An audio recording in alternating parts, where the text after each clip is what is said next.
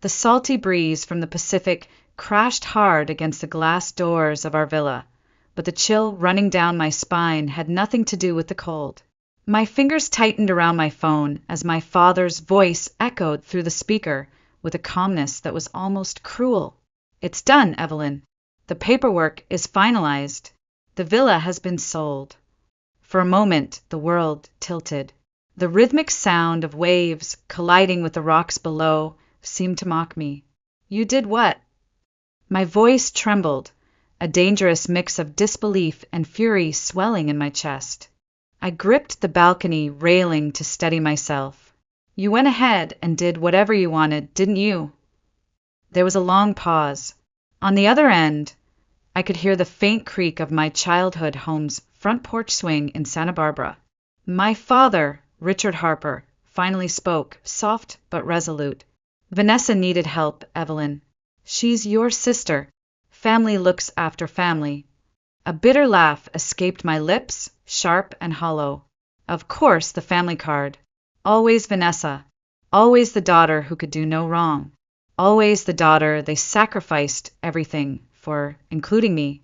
My gaze swept across the familiar landscape of our seaside villa, the sprawling whitewashed deck, the vibrant bougainvillea curling along the wooden railings, the endless expanse of cobalt blue ocean stretching to the horizon. This villa wasn't just a house. It was the dream Logan and I built together, the proof of every sacrifice, every sleepless night, every rejection we overcame. And they sold it behind my back. "You barely even use the place," my father continued, his tone growing defensive. "Vanessa's life is at stake. Her debt collectors are threatening her safety. Is this house really more important than your sister's life?" My knuckles whitened against the railing. "That's Vanessa's problem, not mine." My reply was ice cold, each word slicing through the heavy air. "You had no right." My father hesitated, his voice faltering for the first time. "We had your signatures. The documents were ready. You must have forgotten signing." My blood ran cold. "No, I never signed anything." I knew what this was. Fraud, betrayal at the most unforgivable level. I stared at the horizon, heart pounding, breath shaky as realization sank in. My parents had crossed the one line I never thought they would.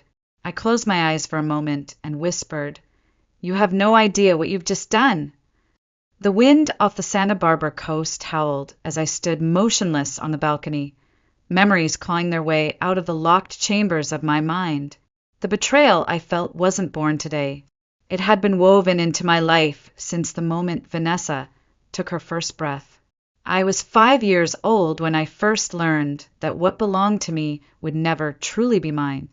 On my birthday, I had unwrapped the red bicycle I had dreamed of for months, my small hands trembling with joy as the shiny frame caught the afternoon light. But the happiness was short-lived. Vanessa, 2 years younger, toddled over, her eyes wide with fascination. Later that evening, my parents delivered the sentence with a shrug. "Vanessa wants it, Evelyn. You're the big sister. Let her have it." I protested weakly, voice cracking, but they dismissed me with the same tired phrase that would haunt my childhood. "You're older. You understand." I didn't, not then. Not when it happened again and again. My first day of elementary school brought a new pencil case with my name lovingly stitched on it. I barely had it for a week before Vanessa decided she liked it better. I was told, yet again, to be understanding. My parents' voices rang with the same empty reasoning. "Vanessa is still so young, Evelyn. She doesn't understand boundaries yet." But she did. Oh, she did. By the time we were teenagers, she had mastered the art of taking, and taking without consequence. When I wanted to enroll in swim lessons, my request was flatly denied. "Vanessa has piano lessons that cost too much already," my mother, Carol, explained casually over dinner. "Besides, Vanessa would feel lonely if you weren't there to help her with practice." Vanessa had piano lessons, ballet classes, art tutors. Money was never an issue for her dreams. but for mine, even a $10 club fee became unnecessary spending. I became the invisible daughter, the silent shadow standing just outside the spotlight that always followed Vanessa. On sports day, I crossed the finish line first, lungs burning, heart racing, searching the crowd for my parents' proud faces, only to find them kneeling beside Vanessa, who had tripped during her race and was sobbing dramatically on the grass. No one noticed me. No one cared. The applause was never mine. At an open house event, I stood confidently behind the podium as class president, delivering a speech I had practiced for days, my eyes searching the room for my family, but the seats where my parents should have been sat empty. I found out later they had gone to watch Vanessa's minor choir recital instead. She needed us, my father said. That sentence became the anthem of my life. When Vanessa needed them, they ran. When I achieved something, silence. I learned quickly not to tell them when I accomplished anything. When I was elected as a class representative in 6th grade, I came home and ate dinner like any other night. There was no point mentioning it. Even when I worked relentlessly to earn top grades and get accepted into my first choice university, my mother's response was barely a murmur. That's nice, Evelyn. But have you seen Vanessa's mock test scores? That night at dinner, every dish on the table was Vanessa's favorite. The celebration I had dreamed of never came, and I realized in that moment that I was completely alone. Christmas mornings were no different. Vanessa would squeal as she tore open boxes of expensive jewelry, designer purses, the latest electronics. I unwrapped practical gifts, socks, notebooks, a winter scarf. My parents didn't even pretend anymore. The final blow came when I asked for travel funds to attend a national competition with my college club. My father shook his head as if I had asked for the moon. Vanessa's summer art camp fees are due, Evelyn. You'll have to figure something else out. I stopped asking after that. I stopped hoping. By the time I entered university, I had numbed myself to the endless cycle of disappointment. Vanessa's needs came first. Vanessa's tears always mattered more. I mattered less. So much less, but I was done being second best. I was done standing in her shadow. It was there, in the wind-battered dorms of my university campus, that my new life began, and I had no idea how one chance encounter would change everything. The first day I met Logan Matthews, the waves nearly swallowed me whole. The university's windsurfing club had sounded exciting when I signed up, a spontaneous decision made on a lonely afternoon after another empty phone call with my parents. But as I stood knee-deep in the cold Pacific off the shores of Santa Barbara, struggling to balance on a slippery board, regret came crashing over me faster than the waves themselves. I toppled over again, coughing as salty water stung my eyes and burned my throat. From the shoreline, a calm voice called out, "Don't fight it, feel it." I blinked up through dripping lashes to see him, tall, tanned from endless days under the sun, with dark hair windswept wildly and an easy, crooked smile that somehow made the chaos of my failure feel like less of a disaster. Logan Matthews, club captain, a junior who had the effortless confidence I secretly envied. "Everyone falls on day one," he said, holding out a hand to help me up. I fell harder. I hesitated, then took it, not knowing then that this small gesture of kindness would shift the axis of my world forever. Logan became my mentor on the water and, soon after, the anchor in my life. I didn't tell him at first how much his gentle encouragement meant to me, how no one had ever told me failure was okay, how no one had ever believed in me just for trying. One moment I still remember as vividly as the sunlight on the water, the last day of our spring training camp. I had failed to stand upright on my board even once. My teammates had long given up for the evening, and I was alone, exhausted, ready to quit.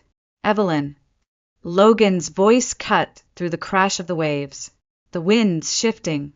"You've got this." I don't know what changed in that instant, but suddenly I could feel it, the pull of the current, the way the wind pressed against the sail. My legs locked, the board steadied and I rose. For the first time, I stood tall against the ocean. Cheers erupted from the shore, but I only saw Logan smiling wide as I glided across the waves. Later, as I collapsed breathless and exhilarated onto the sand, Logan flopped down beside me and nudged my shoulder. "You've got talent, Evelyn. You just don't know it yet." It wasn't just windsurfing. Logan taught me how to believe in myself, how to laugh at my mistakes, how to push past the voices that told me I wasn't enough.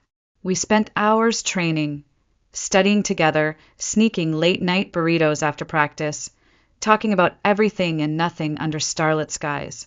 Slowly, quietly, friendship became something deeper.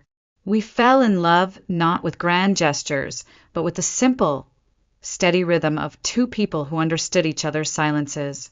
When I graduated, Logan and I stood outside my tiny rented apartment, the sun setting gold over the ocean, and he squeezed my hand.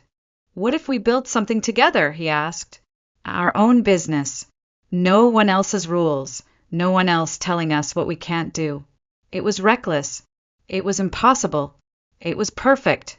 We scraped together what little savings we had. I juggled 3 part-time jobs, waitressing, tutoring, freelance writing, while Logan borrowed money from his family and picked up shifts as a sailing instructor. We leased a cramped office above an old bakery in downtown Santa Barbara, where the paint peeled and the heater rattled every time someone walked by, but it was ours. The walls were bare, the furniture mismatched and secondhand. We sat on the scuffed floor with cheap takeout and drew our business plans in notebooks by candlelight when the power cut out. "This is our starting line," Logan laughed, raising a plastic cup of sparkling cider in a mock toast. I laughed too. For the first time in years, it was real, raw, and full of hope. The rejections came hard and fast. "You're too young. No experience. No track record." Doors slammed in our faces again and again, but we didn't quit. We traveled to marine expos. We slept in our car on road trips to meet athletes and suppliers. Slowly, we built relationships. Slowly, trust followed. Then, at a small international water sports conference, we met them, an Australian manufacturer seeking a distributor in the U.S. market. They were as new and hungry as we were. The contract we signed with them in that dimly lit office changed everything. That night, we celebrated with a $10 bottle of cheap champagne and frozen appetizers on mismatched plates, staring at each other in disbelief. We had done it. The impossible dream had become possible, and we had only just begun. The years that followed were a blur of airports, trade shows, design meetings, product launches, and endless hustle. Our little brand grew from a barely known startup to a respected name in the marine sports apparel world. There were weeks when Logan and I barely slept, surviving on cold coffee and adrenaline. There were moments we almost gave up, exhausted by the weight of proving ourselves over and over again. But somehow, side by side, we pushed through every barrier. Our first major warehouse came after a nightmarish 6-month hunt and lease negotiations that nearly broke us. And yet, when we finally signed the lease, Logan danced with me under flickering fluorescent lights like we had just bought the moon. It became our rhythm. Setbacks followed by small victories, disappointment followed by resilience. Slowly, orders grew. Clients returned. The gamble we had taken on ourselves began to pay off. We didn't even realize how far we'd come until one evening, sitting cross-legged on our warehouse floor, Logan looked up from a spreadsheet and smiled at me with that familiar sparkle in his eyes. "You know what we should do." I looked at him warily. "What?" "We should buy a place by the water. A real place. Not rented, not borrowed. Ours." I laughed then, shaking my head. "You mean like a house?" "No," he said, eyes softening. "A home."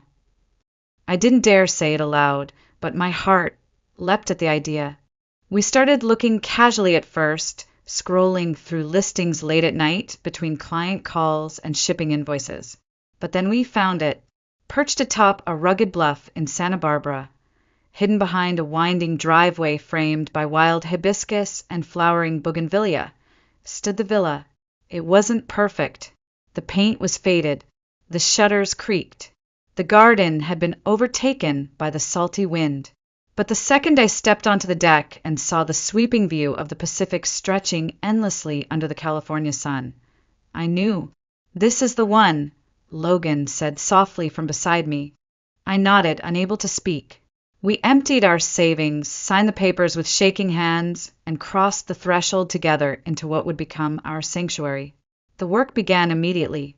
We painted railings late into the night with music blasting through old speakers. We replaced warped floorboards, argued over kitchen tile samples, planted herbs in mismatched pots along the windowsills. We laughed, we sweated, we sometimes argued. But every stroke of paint, every piece of driftwood art, every candle and seashell was a piece of us woven into the walls. Our favorite place was the deck. White Adirondack, chairs facing the ocean, glasses of wine resting on the weathered wooden table between us. We would sit for hours watching the sky turn molten gold, then indigo as the stars blanketed the water.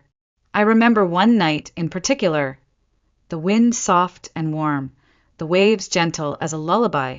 Logan reached for my hand and squeezed it gently. "Let's grow old together here," he whispered.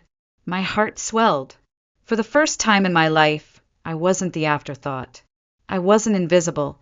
I was home. I thought nothing, no one, could ever take that from us. I had no idea how wrong I was. The phone call that shattered everything came 2 mornings after I returned from a business trip to Southeast Asia. I was sipping my coffee on the deck of our villa, barefoot, wrapped in a soft blanket as the early fog rolled in from the sea. The horizon was just starting to glow pink and gold when my phone buzzed. Richard Harper, my father. I hesitated. I hadn't spoken to my parents in weeks, not since the last terse conversation about Vanessa's latest misunderstanding. Against my better judgment, I answered. "Evelyn, we need to talk," my father said without preamble, his voice heavy and unfamiliar. I straightened in my chair, the blanket sliding from my shoulders. "What happened?" "It's about the villa." The word slammed into me like a rogue wave. I stood up abruptly. "What about it?" "We've sold it. The ownership transfer takes place next month." For several seconds, I was too stunned to breathe. "I don't understand," I whispered, my fingers tightening around the phone. "You did what?" "Vanessa's in trouble," my father explained, his tone defensive. "She made an investment that went bad. $200,000 bad. The debt collectors are circling. We had to act quickly." My stomach turned. "And you thought the answer was to sell our home? The home Logan and I built with our blood and sweat? Without even telling me." "You barely use it, Evelyn. And Vanessa's life is at stake." His voice grew firmer, as though my anger was unreasonable. "Is a vacation house you rarely use really worth more than your sister's safety?" I pressed my hand against the cold glass door to steady myself, fury threatening to boil over. "That's Vanessa's problem, not mine," I said flatly. "How did you even manage to do this? The deed has both mine and Logan's name on it." My father paused. I could hear him breathing heavily on the other end, his bravado faltering. "The documents were already prepared. We had your signatures. You must have forgotten signing." My heart nearly stopped. I gripped the phone tighter, the blood draining from my face. No, I never signed anything." My voice turned ice cold. "You forged our signatures."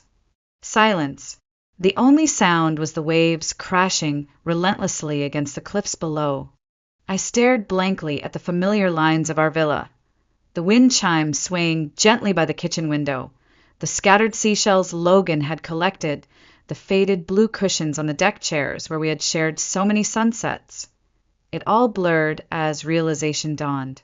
My parents had committed fraud against me, against their own daughter. My mind raced, equal parts disbelief and rage. This was not a misunderstanding. This was betrayal in its purest form. My father tried again, his tone urgent. Evelyn, don't overreact. We didn't have a choice. We had to protect Vanessa. She was tricked. I drew in a sharp breath. No, you didn't have to protect her. You chose to, just like you've always chosen her over me. My fingers trembled as I wiped tears I didn't even realize had fallen. You've crossed a line that can't be uncrossed. Please, Evelyn, we're family. No, this isn't just a family matter. I cut him off, voice steady but deadly calm. This is fraud, and I'm going to the police. There was a gasp on the other end, my father completely unprepared for my response. Don't be ridiculous. You'd ruin your parents' lives over a house. I stared out across the ocean, heart pounding, breath coming in shallow bursts. I spoke slowly, every syllable laced with cold finality. You've already ruined this family, Dad. You just didn't think I'd be the one to say enough. I ended the call and stood motionless, staring at the only place that had ever felt like mine, the villa Logan and I had fought so hard for, now stolen by the people who were supposed to love me the most. The morning mist thickened as I stood there alone. Only the sound of the crashing waves remained. An hour passed before I could move. My hands shook as I texted Logan, still half believing I had misheard, that this was some cruel misunderstanding that could be undone. My phone rang before I finished typing. Logan's voice, calm but urgent, filled my ear. Evelyn, are you okay? The dam inside me broke. They forged our signatures. Logan, they sold our home without even telling us. They did it for Vanessa again. There was silence on the line. Then the steel edge I knew so well entered his voice. They won't get away with this. Later that afternoon, Logan called back with news that sent my head spinning. You won't believe this. I got a call from the buyer. My heart stopped. They closed the sale already? No, Logan replied. They contacted me to verify the signatures. Evelyn, the buyer is Dylan Foster. We were in the same sailing club at university. I explained everything. I sank into a chair, my knees weak with relief. What did he say? He's pulling out of the deal. Immediately. My vision blurred as the tears came fast and hot, equal parts gratitude and rage. Thank God! It's not over yet, Logan continued, his tone measured. I also contacted our lawyer. We're filing a cease and desist order, and I've just spoken to the police. They're opening a formal investigation. I nodded slowly as the weight of what had just happened began to lift, but only slightly. That evening, Logan left his meetings early and drove straight to the villa. I met him at the door, unable to hold back any longer. He pulled me into his arms and let me cry, the sobs racking my chest after hours of holding it together. Why would they do this, Logan? I whispered, burying my face against him. Do they think they can do anything as long as it's for Vanessa? Logan gently stroked my hair. You've done nothing wrong. You have every right to stand up for what's yours. I'm proud of you. His words soothed me more than he could have known, because somewhere deep inside, the little girl who was always told to be understanding had finally said no. The next day, the police launched a full-scale investigation. I handed over every document, every email, every signature sample. Within days, the truth unraveled. My parents had known the villa was jointly owned by Logan and me. They had deliberately forged both of our signatures and submitted falsified documents to the real estate agency. The lies went deeper than I could have imagined. They told the agency, our daughter and her partner have been relocated overseas and no longer want the property. I stared blankly at the officer as he read the report aloud. My parents had spent nearly 3 months planning it all.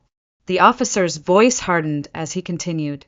Your mother, Carol Harper, also reportedly spread false rumors to neighbors, claiming you and Logan were drowning in debt and forced them to sell on your behalf. My mouth went dry. My own mother had tried to ruin my reputation, to cover up for Vanessa. I sat frozen, unable to comprehend how far they had gone. Logan's hand found mine under the table, squeezing tightly as if to anchor me back to reality. They were going to destroy everything we've built, I whispered. They didn't care. Logan nodded grimly. They never understood. They never respected what we created. They just wanted what they could take. The final blow came when my father admitted during questioning that they had forged the sale documents after Vanessa confessed she owed more than $200,000. The scam had started small. A $10,000 get-rich-quick crypto scheme. Then more, and more, until she had drained their savings and maxed out every credit line they had. Vanessa isn't to blame, my mother sobbed to the officers. She's just not as smart as Evelyn. She was tricked. Even the detective conducting the interview was left speechless. The bitter truth settled over me like lead. My parents' obsession with protecting Vanessa had cost them their home, their dignity, and nearly cost me everything I loved. But it didn't. Not this time. I had drawn a line, and for the first time in my life, they couldn't cross it. The police report only confirmed what I had known in my bones for years. Vanessa was a hurricane of bad choices, enabled at every turn by my parents' blind devotion. I thought back to the first time the cycle had started. Vanessa was barely a freshman in college when she took out a $3,000 consumer finance loan behind my parents' backs. The reason? A luxury handbag she needed to fit in with her friends. When my parents found out, they didn't scold her. They paid it off immediately, whispering the same tired excuse they had always used. She's just a young girl. It can't be helped. 2 months later, Vanessa misused her tuition money, not on books or rent, but on an extravagant weekend trip to Las Vegas with friends and designer clothes to boost her confidence. I still remember my father's weary sigh as he transferred $30,000 from his retirement account to cover the shortfall. Vanessa lacks life experience, my mother murmured, folding her arms. She doesn't understand the value of money. I stared at them, stunned. I had spent my entire life scrimping, saving, working part-time jobs to buy second-hand textbooks and afford my own rent. And yet Vanessa could gamble with tens of thousands of dollars without so much as a lecture. It only got worse. During her 3rd year, Vanessa abruptly dropped out of college, claiming the classes were too hard and she couldn't handle the pressure. She worked part-time at a trendy restaurant for a while, but that too didn't last. Then came the boyfriend, a smooth-talking customer from the restaurant who introduced her to a so-called investment opportunity. Within months, Vanessa had lost $38,000. When my parents intervened and begged her to break off the relationship, Vanessa only glared at me bitterly. You wouldn't understand, Evelyn. You've always had everything come easy. I wanted to laugh at the cruel irony. Me, the invisible daughter, the one who had been told no at every turn, being painted as privileged by the very sister who had never heard the word no. The relationship ended eventually, but not before my parents drained more of their savings to cover the debt. It was endless. Every poor choice Vanessa made was followed by the same predictable pattern: reckless spending, crisis, tearful apologies, rescue, lather, rinse, repeat. And each time my parents made the same pitiful justification: she's fragile. She just needs support. You know how society is, Evelyn. It's too harsh on young women. The final straw had come with this latest disaster. Vanessa had been mentored by an online crypto guru, promising to double her money in just months. What began as a $10,000 experiment quickly spiraled. Vanessa took cash advances, maxed out credit cards, begged friends for loans, even lied about needing emergency medical procedures just to borrow more. By the time she admitted the truth, the debt had ballooned to over $200,000. My parents had nothing left. They had drained their retirement accounts, sold off family land, taken out a second mortgage on their house. And now they had tried to steal our home, the only thing I had ever built for myself, to save her again. As I sat at our kitchen table in the villa, the early morning light glinting off the waves, I stared blankly at the pile of police documents in front of me. A bitter truth hardened inside me. My parents had not just failed Vanessa, they had destroyed her. By shielding her from consequences at every turn, they had stunted her sense of responsibility. She had no idea how to live without someone rushing to clean up the mess behind her, and now, for the first time, there was no one left to do it. Logan came over quietly and slid a mug of tea into my hands. "You tried to warn them," he said softly. "For years." I nodded slowly, tears pricking my eyes. "They didn't listen. You did everything you could." His voice was steady, grounding me. "They made their choices, and you've made yours." I squeezed his hand tightly, the weight of decades of dysfunction pressing against my chest. "I won't let them destroy what we've built," I whispered, and I meant it. The call came late at night. I stared at the screen in disbelief as Vanessa's name flashed in bold letters. My stomach clenched. I knew why she was calling, and I knew what I had to do. I let it ring. Once, twice, 3 times. Then, finally, I answered. "Evelyn!" she blurted out before I could speak, her voice thick with panic and entitlement, the same tone I had heard all my life. How could you turn Mom and Dad over to the police? You've ruined everything." I closed my eyes, steadying my breath as I stared into the dark expanse of the Pacific beyond our villa windows. "I didn't ruin anything, Vanessa. They did this to themselves." "We're family," she snapped. "You don't betray family." "No, Vanessa, family doesn't steal from each other," I said quietly but firmly. "Family doesn't forge signatures. Family doesn't sell your home behind your back to cover up their mistakes." There was a pause, a heavy silence. I could almost hear her scrambling for her next line of manipulation. "I'm really struggling, Evelyn. I don't have anywhere left to turn." Her voice cracked, fake vulnerability dripping from every syllable. "Please, just $50,000. That's all I need to fix this. I swear I can turn it around this time. I've got a new opportunity, a business mentor, a plan." I almost laughed, bitter and exhausted. The same speech she had delivered a dozen times before, with slightly different words, always the same ending. I leaned back in my chair, feeling the cool wood beneath my fingers. "You need to start taking responsibility for your own actions. Evelyn, you're my sister." Vanessa shouted, her panic morphing into anger. "You've always had everything. I just need one more chance." "I'm done cleaning up after you," I said flatly. My voice didn't shake. "Not this time. You've burned every bridge, Vanessa. There's no one left to save you. Not me. Not them. You've got to figure this out on your own. You're cold. You're heartless." The venom in her voice was sharp, but it slid off me like water on stone. "You want to be done with us? Fine. But don't expect me to forgive you when this all crashes down on you too." I exhaled slowly, my gaze drifting back to the dark, rolling ocean. "I'm not asking for forgiveness, Vanessa," I whispered. "I'm asking for peace." I ended the call and let the phone fall to the table with a soft thud. The villa was silent except for the rhythmic sound of waves lapping the shore.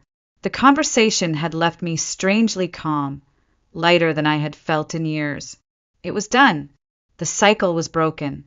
I would no longer be the cleanup crew for Vanessa's messes, for my parents' enabling. Logan stepped into the room, concern flickering across his face. "Was it her?" I nodded. "She wanted more money." I said no. He smiled faintly and pulled me into his arms. "I'm proud of you."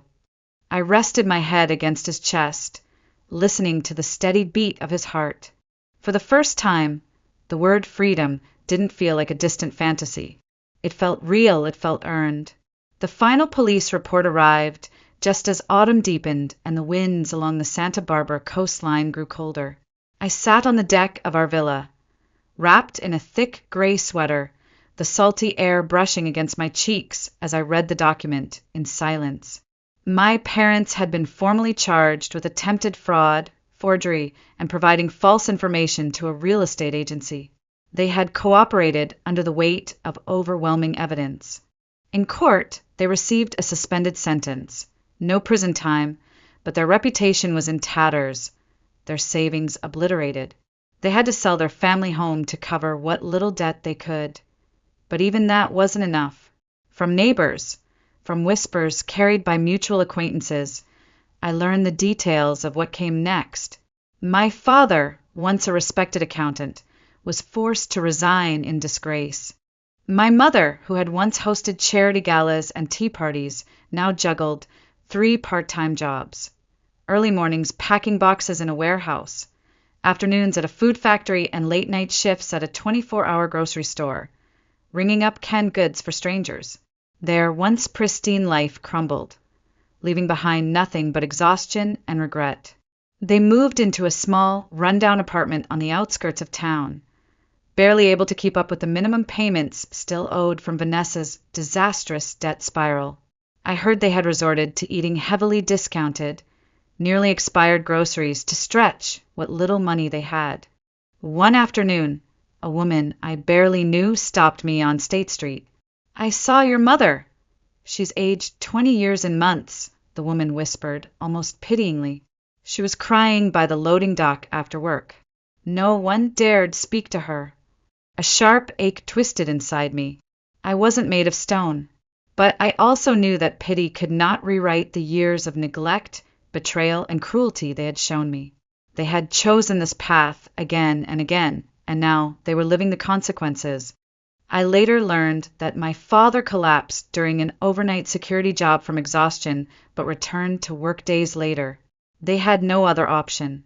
They were trapped by the very devotion that had led them to ruin. And Vanessa? Her spiral only continued.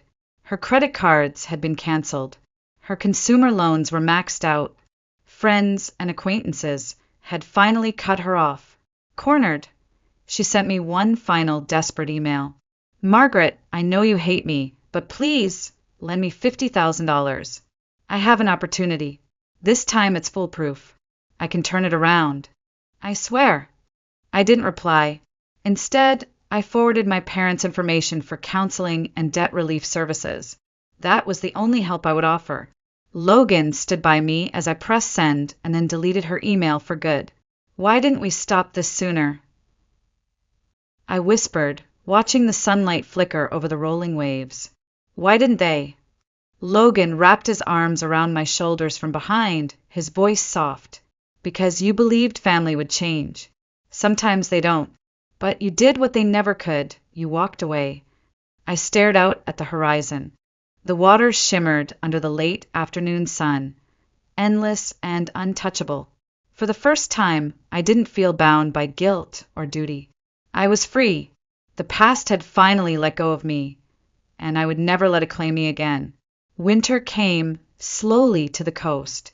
The days shortened, the wind grew sharper, and the sea turned a deeper, restless blue. Logan and I spent the evenings curled up on the weathered deck chairs of our villa, watching the sun sink beyond the endless horizon. It should have felt empty, knowing my relationship with my parents and Vanessa would likely never return to what it once was. But instead it felt peaceful. It felt right. The villa stood as a quiet testament to everything we had survived, to every battle, every heartbreak, and every hard-won victory. One crisp morning, as gulls wheeled above the cliffs and the air smelled of salt and eucalyptus, Logan turned to me with that familiar, thoughtful expression. "I've been thinking," he said, brushing wind-blown strands of hair from my face. "What if we use this place for something more?" I raised an eyebrow. "More?"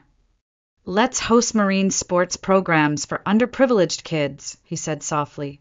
"You and I know what it feels like to be invisible, to not have anyone believe in you. What if we could change that for someone else?" My heart swelled unexpectedly. I stared out at the churning ocean, the crashing waves that had once terrified me but now brought comfort. "You want to share our dream," I whispered. Logan nodded. "Your parents only ever saw this house as an asset, a thing to take and use. But for us, it's always been about hope. We could give that to kids who've never even seen the ocean before." I took his hand in mine, feeling the warmth, the steady calm I had always found there. Let's do it. And we did. That spring, we opened our doors for the first group of kids. We taught them to paddle, to balance, to trust the pull of the wind. We watched their faces light up as they caught their first waves, their laughter ringing across the water like music. One afternoon, as I gathered towels from the deck, a small girl with tangled hair and wide, dark eyes ran up to me. Clutching a seashell tightly in her palm, she pressed it into my hand. "Thank you, Miss Evelyn," she whispered shyly. "This is the best day I've ever had." I swallowed hard against the sudden tightness in my chest. I looked out over the beach, where Logan stood with the other kids, encouraging, guiding, just like he had once done for me. My parents had seen me as a backup plan. Vanessa had seen me as a safety net. But these children, they simply saw me. That night, under a sky dusted with stars, Logan and I sat side by side on the deck, listening to the waves and feeling the breeze cool against our skin. "You did it," he murmured. "You found your own family." I smiled softly, resting my head against his shoulder. "Sometimes family isn't about blood," I said. "It's about the people who stand beside you when everything else falls apart." I watched the moonlight dance on the water and felt a deep, steady peace settle over me at last. I had lost my old family, but I had built something stronger. I had chosen my own life, and that choice, above everything, had set me free.